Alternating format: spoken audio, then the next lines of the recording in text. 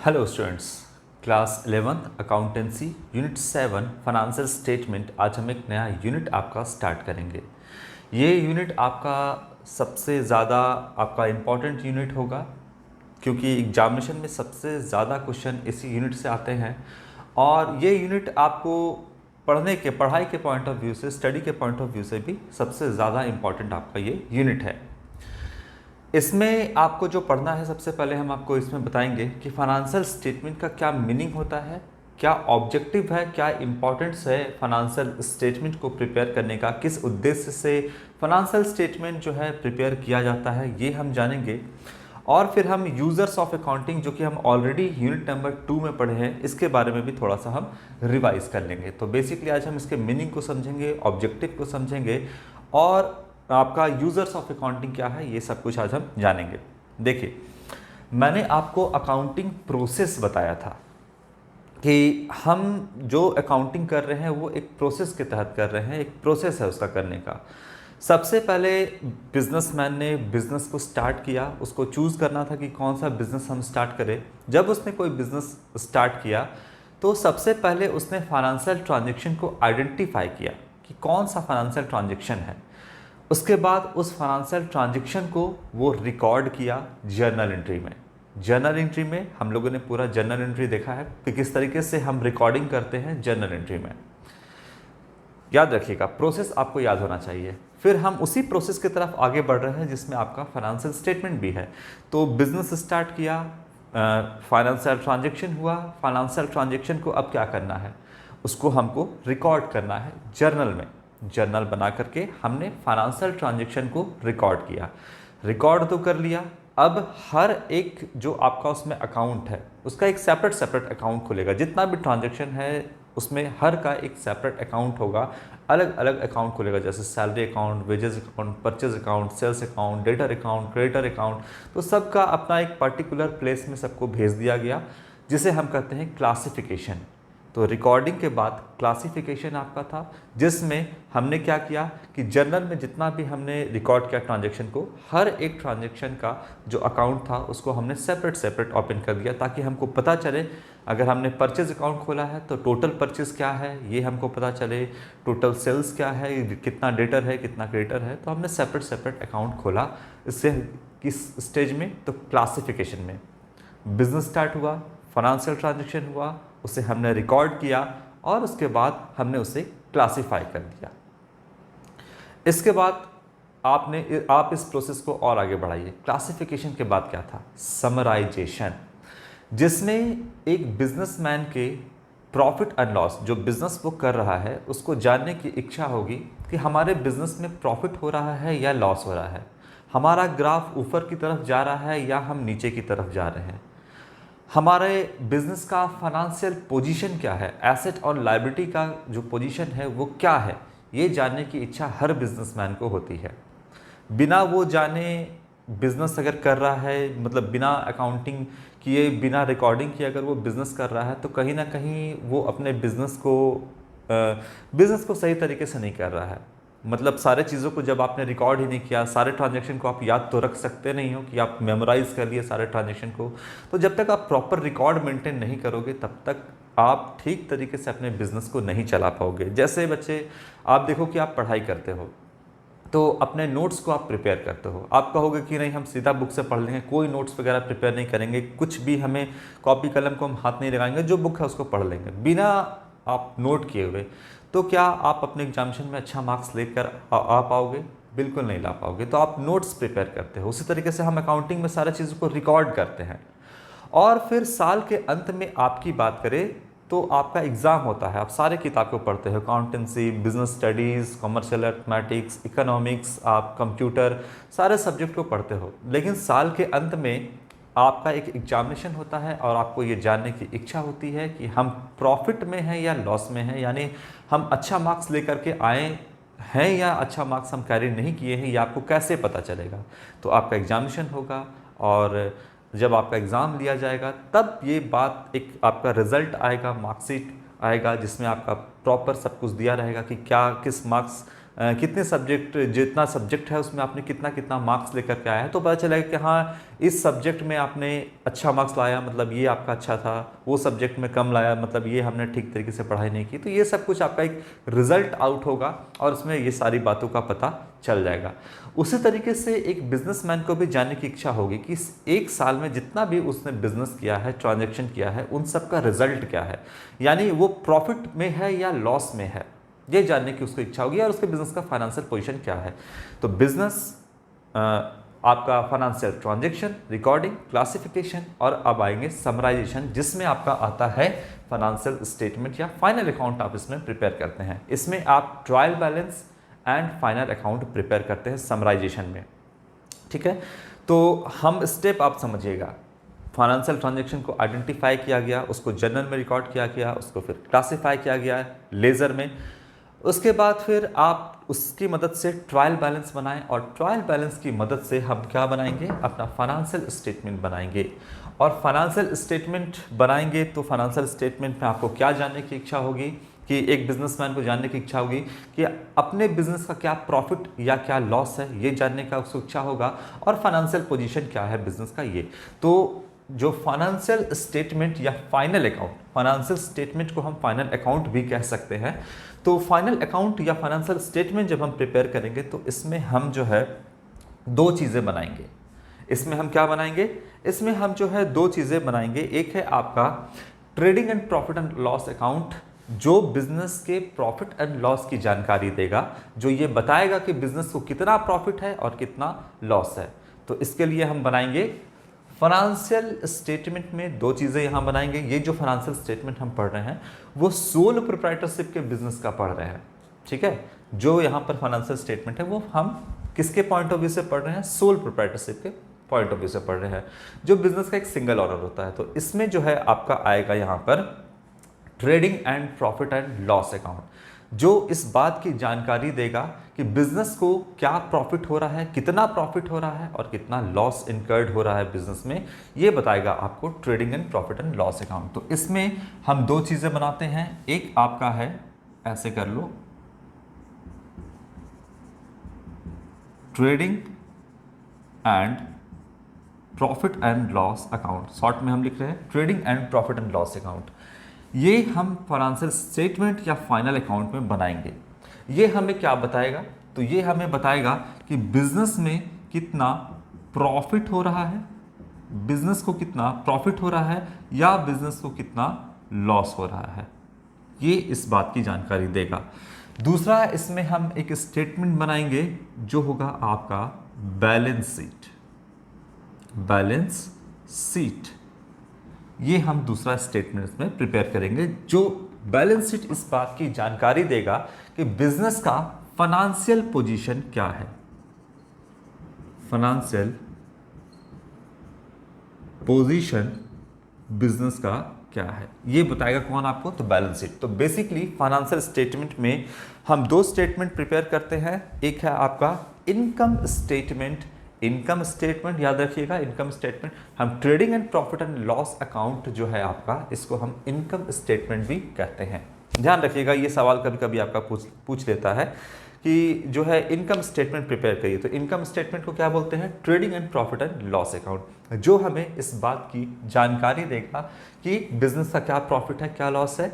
और इसमें हम एक और स्टेटमेंट प्रिपेयर करते हैं जो है आपका बैलेंस शीट, जो बिजनेस के फाइनेंशियल पोजीशन को बताएगा, यानी बिजनेस के पास कितना एसेट है और क्या लायबिलिटी है, ये सब कुछ आपको फाइनेंशियल पोजीशन यानी ये बैलेंस शीट आपको बताएगा। तो समझ में आई बात आपको इसमें कि हम क्या बनाएंगे। तो बिजनेस के रिजल्ट को हमको पता करना है, साल के अंत में ये बनाया जाता है। पूरे साल भर ट्रांजैक्शन करते रहो, तो क्या आप हर दिन जो है फाइनेंशियल स्टेटमेंट प्रिपेयर कर सकते हो, हर दिन प्रिपेयर नहीं कर सकते हो। हर दिन क्यों प्रिपेयर, हर दिन आपको जानने की इच्छा होगी कि आपका रिजल्ट क्या, हर दिन आपका हम क्लास में टेस्ट ही लेते रहे या एग्जामिनेशन ही लेते रहे, आप थोड़ी पढ़ाई कर लो फिर आपको हम टेस्ट आपका लेंगे। तो यहाँ पर साल के एक बार में आपका इंटरनल एग्जाम भी होता है, तो आप चाहो तो 3 महीने 6 महीने पे भी बना सकते हो, लेकिन कम से कम साल में एक बार आपका फाइनेंशियल स्टेटमेंट बनता है, हर साल के अंत में, हर फाइनेंशियल ईयर जो होता है उसके अंत में। जैसे आपका साल में एक बार एक्सटर्नल एग्जाम होता है इस बात की जानकारी के लिए कि आपने क्या पढ़ाई किया है साल भर। उसी तरीके से बिजनेसमैन ने साल भर क्या परफॉर्म किया है, कितना ट्रांजैक्शन में क्या प्रॉफिट एंड लॉस इनकर्ड हुआ है, उस बात को जानने के लिए हम फाइनेंशियल स्टेटमेंट साल के अंत में बनाएंगे, जिसमें trading and profit and loss account इसमें आप बनाएंगे। इसे हम इनकम स्टेटमेंट भी कहते हैं। और इसमें हम बनाएंगे बैलेंस शीट, जो बिजनेस के फाइनेंशियल पोजीशन को दिखाएगा। ये बात क्लियर है? ठीक है। अब यहाँ पर हम इसके मीनिंग से हम शुरू करते हैं। इतनी बात आप जान गई। जैसे जैसे हम इस यूनिट में, इस चैप्टर में आगे बढ़ते जाएंगे, वैसे वैसे तमाम चीज़ों के बारे में हम यहाँ पर जान जाएंगे। तो इसमें दो चीज़ें हम पढ़ेंगे, एक फाइनेंशियल स्टेटमेंट विदाउट एडजस्टमेंट और एक आपका विथ एडजस्टमेंट। तो एक बिना एडजस्टमेंट के साथ क्या, कैसे आपका फाइनेंशियल स्टेटमेंट बनता है, वो भी हम देखेंगे। जब प्रैक्टिकल क्वेश्चन पर आएंगे तो फॉर्मेट वगैरह सब कुछ समझाएंगे।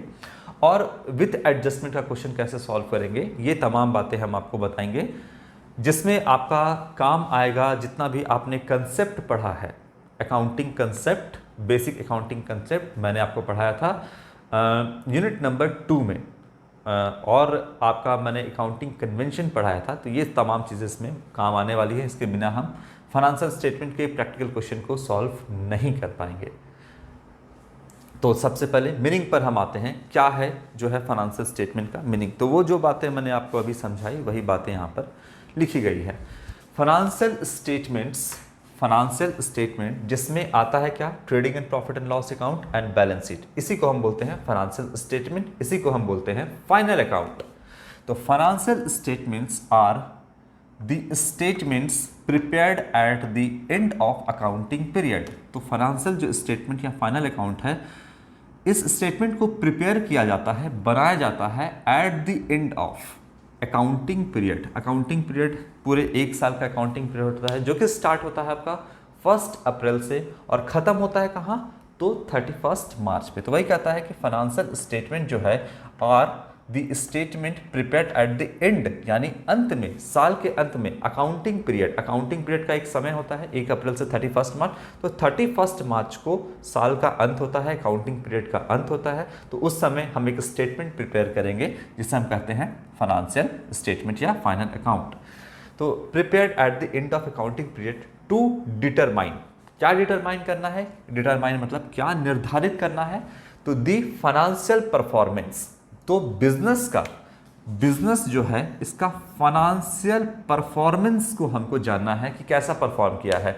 जैसे आपका रिजल्ट जो साल के अंत में आता है वो आपके परफॉर्मेंस को बताता है कि आपने साल भर क्या किया है, आपने साल भर पढ़ाई की है या नहीं किया है। ये सब बात का गवाही आपका रिजल्ट देता है जो साल के अंत में आता है।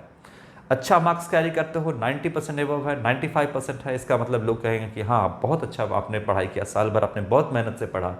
और वहीं आप जो है अगर 50% के अगर नीचे लाते हो, या आजकल जो है 80% के नीचे लाओगे, तो कहो कि आपने ठीक से पढ़ाई नहीं किया है। तो वो आपके परफॉर्मेंस को बताता है। उसी तरीके से यहाँ पर जो फाइनेंशियल स्टेटमेंट है ये बिजनेस के परफॉर्मेंस को बताएगा। किस परफॉर्मेंस को बताएगा, तो फाइनेंशियल परफॉर्मेंस को बताएगा। जो पैसे में जो परफॉर्मेंस हुआ है, जो आपने ट्रांजैक्शन किया है, लेन देन किया है बिजनेस में, तमाम चीज़ें जो आपने साल भर की है, उसके फाइनेंशियल परफॉर्मेंस को बताएगा। कौन बताएगा, तो फाइनेंशियल स्टेटमेंट या फाइनल अकाउंट। एक बार फिर से, financial statement are the statement prepared at the end of accounting period to determine, ये निर्धारित करने के लिए, the financial position. That is, क्या बनाते हैं इसमें हम, इसमें क्या जानते हैं, प्रॉफिट अर्नड और लॉस इनकर्ड ड्यूरिंग दी आपका अकाउंटिंग पीरियड। तो इसमें हम क्या जानते हैं कि कितना प्रॉफिट बिजनेस ने अर्न किया है, क्या बना करके, trading and profit and loss account बना करके, कि क्या कितना प्रॉफिट अर्न किया है या क्या लॉस इनकर्ड किया है। तो प्रॉफिट एंड लॉस को जानने के लिए trading and profit and loss account हम यहाँ पे प्रिपेयर करेंगे। And also the financial position, और क्या जानना है, तो फाइनेंशियल पोजीशन जानना है बिजनेस के, फाइनेंशियल पोजीशन जानना है बिजनेस का, of the business as on the date, उस डेट को हमको फाइनेंशियल पोजीशन भी पता करना है। तो क्या बनाएंगे फाइनेंशियल पोजीशन को पता करने के लिए, बैलेंस शीट। तो याद रखिएगा, बिजनेस के फाइनेंशियल परफॉर्मेंस को पता करना है। परफॉर्मेंस को पता करने के लिए हम trading and profit and loss account बनाएंगे, जिससे हम ये जान पाएंगे कि बिजनेस का जो परफॉर्मेंस है, यानी जो प्रॉफिट एंड लॉस है वो क्या है, और हम बैलेंस शीट बनाएंगे जिससे हम ये जान पाएंगे कि बिजनेस का फाइनेंशियल पोजीशन क्या है। तो यही लिखता है यहाँ पर कि also the financial position of the business as on the date. A complete set of financial statements includes, तो जो फाइनेंशियल स्टेटमेंट जो आपका सेट प्रिपेयर किया जाता है, जो उसके अंदर आपका चीज़ें जो बनाई जाती है वो क्या है, पहले ही बता दिया हम आपको, trading and profit and loss account and balance sheet. ये दो चीज़ हम इसके अंदर प्रिपेयर करेंगे। Trading and profit and loss account से बिजनेस के प्रॉफिट एंड लॉस का पता करेंगे, और बैलेंस शीट से हम बिजनेस के फाइनेंशियल पोजीशन का पता करेंगे। तो बैलेंस शीट हम यहाँ पर ऑलरेडी आपको एक थोड़ा सा बता चुके हैं। कहाँ याद है आपको बैलेंस शीट हम आपको कहाँ सिखाए थे बनाने? अकाउंटिंग इक्वेशन जब हम आपको बताए थे यूनिट नंबर 3 में, तो अकाउंटिंग इक्वेशन जब बताए थे तो हम आपको बैलेंस शीट भी बताए थे। अकाउंटिंग इक्वेशन का दूसरा नाम जो है वो बैलेंस शीट इक्वेशन भी है, क्योंकि जो बैलेंस शीट है वो अकाउंटिंग इक्वेशन पर ही है। Asset is equal to capital plus liabilities, इसी के आधार पे हम बैलेंस शीट को यहाँ पे प्रिपेयर करते हैं। तो यहाँ पर हम आपको trading and profit and loss का प्रॉपर फॉर्मेट समझाएंगे, किस तरीके से ये अकाउंट बनता है, ये सब कुछ समझाएंगे हम आपको जब हम प्रैक्टिकल क्वेश्चन शुरू करेंगे तब। तो वो समझ में आया कि फाइनेंशियल स्टेटमेंट अगर एक लाइन में बोला जाए या कम शब्दों में कहा जाए तो फाइनेंशियल स्टेटमेंट में क्या होता है। तो हम फाइनेंशियल स्टेटमेंट में या फाइनल अकाउंट में जानते हैं कि बिजनेस के प्रॉफिट एंड लॉस का पता करते हैं और बिजनेस के फाइनेंशियल पोजीशन का पता करते हैं, जिसमें हम दो स्टेटमेंट प्रिपेयर करते हैं। एक इनकम स्टेटमेंट जिसे हम trading and profit and loss account भी कहते हैं, और दूसरा है आपका बैलेंस शीट। That's it. तो ये आपका मीनिंग हो गया। इस मीनिंग को आप लिख सकते हो अगर आपके एग्जामिनेशन में आएगा कि क्या मतलब है आपका फाइनेंशियल स्टेटमेंट का क्या मतलब होगा, तो ये आपका यहाँ पर मीनिंग है। इसको आप एज इट इज़ लिख सकते हो या इसको आप अपने लैंग्वेज में भी लिख सकते हो। ठीक है, इसके बाद आपका ऑब्जेक्टिव क्या है, नीड क्या है या इंपॉर्टेंस क्या है, क्या उद्देश्य है हमको फाइनेंशियल स्टेटमेंट को प्रिपेयर करने का, इस बात को हम पॉइंट बाय पॉइंट डिस्कस करते हैं। देखिए, सबसे पहला है डिटरमाइन, यानी निर्धारित करना। क्या निर्धारित करना है? ग्रॉस प्रॉफिट और ग्रॉस लॉस। तो देखिए यहां पर हम एक अकाउंट बनाएंगे, ट्रेडिंग अकाउंट। दो अकाउंट प्रिपेयर होता है, trading account and profit and loss account. एक ट्रेडिंग अकाउंट, दूसरा प्रॉफिट एंड लॉस अकाउंट। दो चीज़ में हम बनाएंगे। ट्रेडिंग अकाउंट में जो है वो आपका कितना जो रिलेटेड होता है, ट्रेडिंग अकाउंट वो आपका फैक्ट्री से रिलेटेड होता है, यानी गुड्स का मैन्युफैक्चरिंग से रिलेटेड होता है। तो इसमें आप दो भागों में अकाउंट को यहाँ पर बनाइएगा। एक है आपका ट्रेडिंग अकाउंट, दूसरा होगा आपका प्रॉफिट एंड लॉस अकाउंट। तो ट्रेडिंग अकाउंट से जो प्रॉफिट होगा, यानी आप सामान को परचेस कर रहे हैं, आप सामान को बेच रहे हैं, है ना, तो सामान का बेचना, सामान रॉ मटेरियल परचेस करना, उस पर जो डायरेक्ट एक्सपेंस वगैरह होगा, सब बात बताएंगे। डायरेक्ट एक्सपेंस वगैरह होगा, तो ये सब जो मैन्युफैक्चरिंग से रिलेटेड होगा उसके लिए हम ट्रेडिंग अकाउंट बनाएंगे। और उस ट्रेडिंग अकाउंट में जो प्रॉफिट होगा या जो लॉस होगा उसको हमको एक नाम देना पड़ेगा। जैसे आपका नाम होगा, हमारा नाम है, हम सब इंसान हैं, लेकिन सबको आइडेंटिफाई करने के लिए नाम अलग अलग रखना है। बताइए, दुनिया में जितनी भी चीज़ें हैं, सारे चीज़ों का एक अलग अलग नाम होता है। बुक्स है, कॉपी है, बैग है, कॉपी है, बुक्स है, आपका कॉपी हो गया, बैग हो गया, है ना, शर्ट हो गया। तो मतलब जितने भी आप आँख घुमा करके देख लो, हर चीज़ का एक अलग अलग नाम है आपका, बिना, ताकि आप उस नाम से उसको आइडेंटिफाई कर सको। तो यहाँ पर भी जो है डिटरमाइन करना है क्या, ग्रॉस प्रॉफिट और ग्रॉस लॉस। यानी ट्रेडिंग अकाउंट में हम जो हमारा जो प्रॉफिट आएगा उसका एक नाम देना है, जिसको हम बोलते हैं क्या, ग्रॉस प्रॉफिट, यानी कुल लाभ। और ग्रॉस लॉस का मतलब होता है कुल हानि, हिंदी में बोलते हैं। तो ठीक है, ट्रेडिंग अकाउंट से ग्रॉस प्रॉफिट आएगा और ग्रॉस लॉस आएगा, इसको हम डिटरमाइन करेंगे। तो किस में होगा? ट्रेडिंग अकाउंट में। इतना अभी आप समझिए। फिर जैसे जैसे हम आगे बढ़ेंगे, फॉर्मेट बताएंगे, प्रैक्टिकल क्वेश्चन बताएंगे, तो ये तमाम बातें आपको वहाँ से क्लियर हो जाएगी, यहाँ से ज़्यादा अच्छे से क्लियर हो जाएगी, क्योंकि यहाँ पर आपको दिख नहीं रहा है कि एक्चुअली में क्या होने वाला है। इसीलिए जब वहाँ होगा तो ये सारी चीज़ें क्लियर हो जाएगी। दूसरा है डिटरमाइन, क्या निर्धारित करना, नेट प्रॉफिट और नेट लॉस। तो net profit and net loss जो होगा वो हमको पता चलेगा प्रॉफिट एंड लॉस अकाउंट से। तो जो नेट प्रॉफिट होता है एक्चुअली में वही प्रॉफिट ऑनर का प्रॉफिट होता है। ऑनर क्या है? ऑनर है जो बिजनेसमैन है, बिजनेस का जो ऑनर है उसको अपने फैक्ट्री का भी सारा खर्च देना है और उसे अपने ऑफिस का भी सारा खर्च देना है। तो यहाँ पर जो फैक्ट्री से रिलेटेड है वो है आपका ट्रेडिंग अकाउंट, और जो ऑफिस से रिलेटेड है, जो शोरूम से रिलेटेड है, वो आपका प्रॉफिट एंड लॉस अकाउंट है। तो एक अगर बात करें बिजनेसमैन की, तो उसका एक फैक्ट्री भी हो सकता है और उसका जहाँ पे शोरूम हो सकता है जहाँ से वो सामान को बेचेगा, तो या अपने जितना भी बिजनेस का सारा काम है वो चलाएगा अपने ऑफिस से। तो वो दो चीज़ें खर्च है बिजनेस का, एक तो फैक्ट्री का खर्च, दूसरा ऑफिस का खर्च। तो दोनों खर्च को देने के बाद जो प्रॉफिट बचेगा वही बिजनेसमैन अपने पॉकेट में रख सकता है। जितने भी एम्प्लॉयज़ है, वर्कर हैं, जितना भी सामान परचेज हो रहा है, रॉ मटेरियल परचेज कर रहे हैं, जितना भी डायरेक्ट इनडायरेक्ट एक्सपेंस है, सबको देने के बाद जो प्रॉफिट बचता है वो ऑनर का होता है। बात समझ में आ रही है? तो यहाँ पर सब खर्च देने के बाद क्या आता है, नेट प्रॉफिट आएगा या नेट लॉस आएगा। अगर नेट प्रॉफिट होता है तो वो प्रॉफिट जो है ऑनर का है, अपने पॉकेट में रख सकता है। अगर नेट लॉस हुआ तो उसी ऑनर का वो लॉस होगा तमाम खर्च देने के बाद। तो अभी आप इतना समझिए कि gross profit gross loss trading account से जनरेट होगा, और नेट प्रॉफिट नेट लॉस जो है वो प्रॉफिट एंड लॉस अकाउंट से आपको पता चलेगा। और ये प्रॉफिट जो है आपका नेट प्रॉफिट या नेट लॉस ये ऑनर का होता है। इन्हीं सारे नेट प्रॉफिट से जो है वो रिजर्व वगैरह बनता है, बाद में इसको हम डिस्कस करेंगे। इसके बाद है comparison with the previous year profit.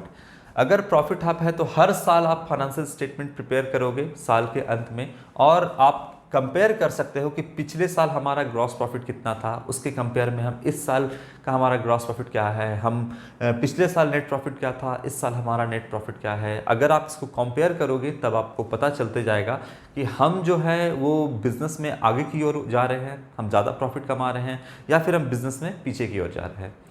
तो जब आप हर साल के रिजल्ट को कंपेयर करिएगा, प्रीवियस ईयर के रिजल्ट को करंट ईयर से आप कंपेयर करिएगा, तो आपको पता चलेगा कि हम आगे जा रहे हैं या पीछे जा रहे हैं। ठीक है, तो ये ऑब्जेक्टिव है आपका फाइनेंशियल स्टेटमेंट को प्रिपेयर करने का। हर साल आप बनाओगे तो आप कंपेयर कर पाओगे, हर साल अगर आप नहीं बनाओगे तो आप कंपेयर भी नहीं कर पाओगे, और अपने बिजनेस के प्रॉफिट एंड लॉस को, या बिजनेस आगे जा रहा है या प्रॉफिट कमा रहा है नहीं कमा रहा है, ये पता भी नहीं कर पाओगे। तो ये क्लियर है आपका। फिर detail of expenses and income. तो इसमें जो है कितना इनकम हो रहा है, क्या एक्सपेंस कर रहे हैं, ये तमाम चीज़ों का डिटेल आपको पता चलेगा trading and profit and loss account से। ये सारे चीज़ों का आपको पता चल जाएगा। जितना भी रेवेन्यू आपका इनकम है या रेवेन्यू एक्सपेंस है, बता चुके हैं रेवेन्यू एक्सपेंस यूनिट नंबर 1 में बताए थे, फिर से एक बार रिवाइज हम कर देंगे इसको।